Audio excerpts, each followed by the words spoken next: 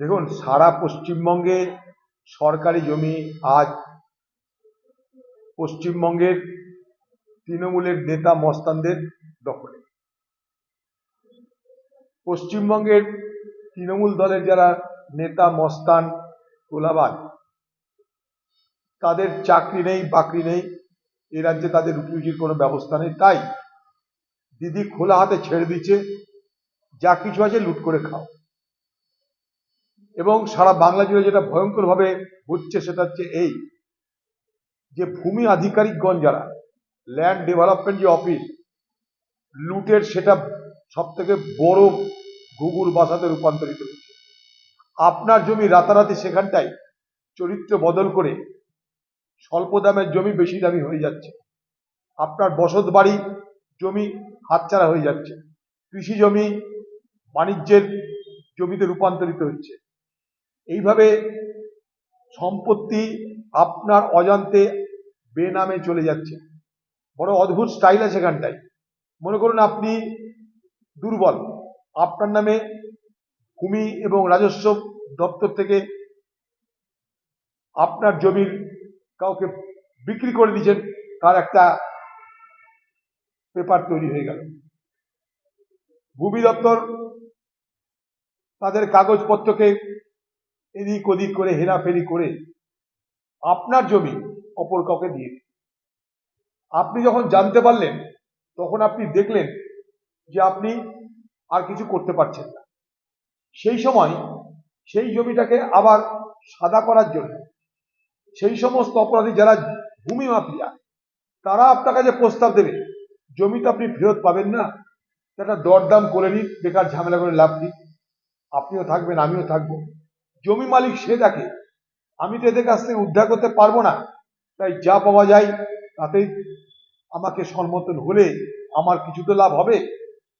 ফলে এইভাবে বাধ্য করা হচ্ছে দুর্বল মানুষকে, কৃষককে, গরিব মানুষকে এবং বৃদ্ধ বৃদ্ধাদেরকে খুব পরিকল্পিতভাবে ভূমি দপ্তর, পশ্চিমবঙ্গের প্রত্যেকটা জেলার যে ভূমি এবং রাজস্ব দপ্তর, আমি বলতে চাই এগুলো হচ্ছে দুর্নীতির একদম আতুর ঘর।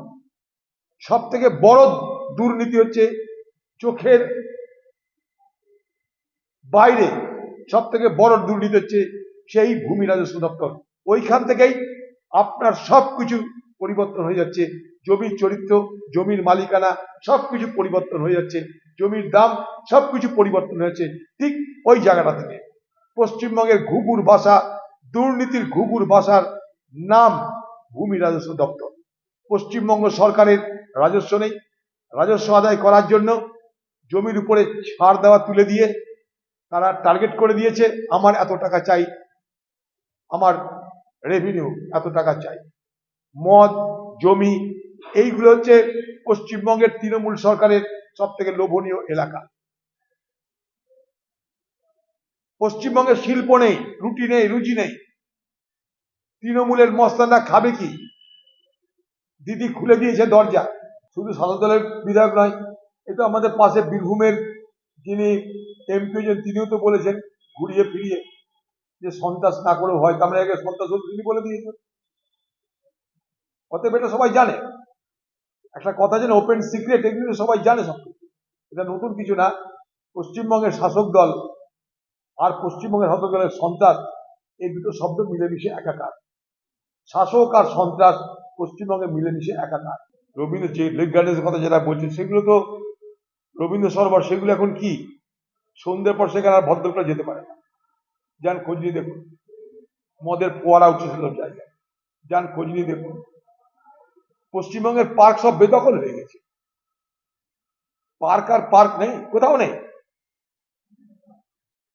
সমস্ত কিছু তৃণমূলের দখলে থাকতে থাকতে থাকতে থাকতে তারা তাদের নিজস্ব চরিত্র হারিয়ে ফেলছে।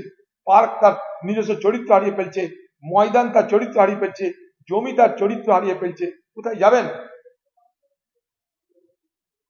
কবে বাংলার মানুষ এ বিষয়ে আরো বেশি সচেতন হবেন, তাই সেই অপেক্ষায় আমরা আছি। যার যে কেউ যদি মনে করে তার উপর প্রকৃতপক্ষে কোনো অন্যায় হয়েছে, করতেই পারে। সবকিছুর পিছনে কারণ আজ না হয় কাল জানা যাবে। সত্য কি মিথ্যা কি আমরা কেউ জানি না। বিচার করলে জানা যাবে। একটা মহিলা রাজভবন থেকে সুপ্রিম কোর্ট কেন যাচ্ছে সেটা বিচারকরা ভালো করে বুঝবে। এটা সত্য না অসত্য, বানানো না এটা ঘটনা, সবকিছু আমরা জানতে পারবো। এখন তো পর্যন্ত বিষয়টায় ধোঁয়াশা। দেখুন, এই গ্রেপ্তারের পিছনে সব থেকে যদি বড় অবদান থাকে সেটা সংবাদ মাধ্যমে।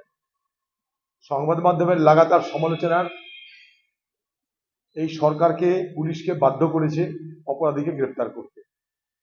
এবং সেই সুবাদে আপনারা দেখলেন যে অপরাধীদের সঙ্গে আজকে শাসক দলের যারা কেষ্ট বিষ্টু তাদের ঘনিষ্ঠতা চাক্ষুষ প্রমাণ আপনারা পেলেন। এটাই বাংলার আসল চেহারা।